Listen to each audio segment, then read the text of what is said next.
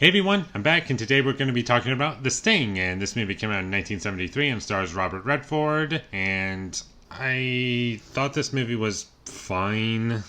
I didn't really find it that entertaining. I was kind of bored throughout most of it, and the best part of the movie for me was the last 10 minutes. I thought that was kind of fun, but the rest of the movie was really dull, and I just didn't find any of the characters interesting, nor was I invested in the story because there was nothing in terms of the film's presentation that grabbed me, except for a couple moments that I thought were kind of fun, but most of the movie was just boring characters that I didn't care about doing things that I don't care about, and it's just really stretched out, and the movie's like over 2 hours long, and it could have easily been an hour and a half.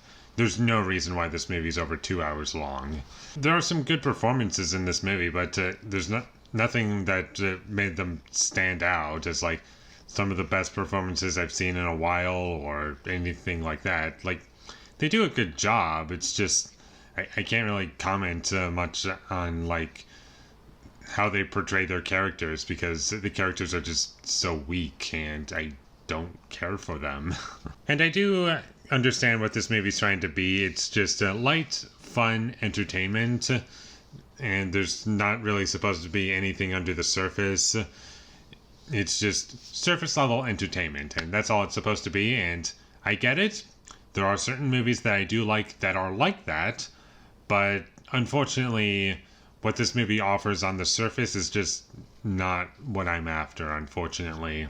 There was nothing about the music that was memorable to me, except that they used like classical music, and that's really all I can remember about the movie. And it takes place in the 30s, like 1936, I believe. And that's really all I remember about the movie, except for a couple minor moments that stand out for me.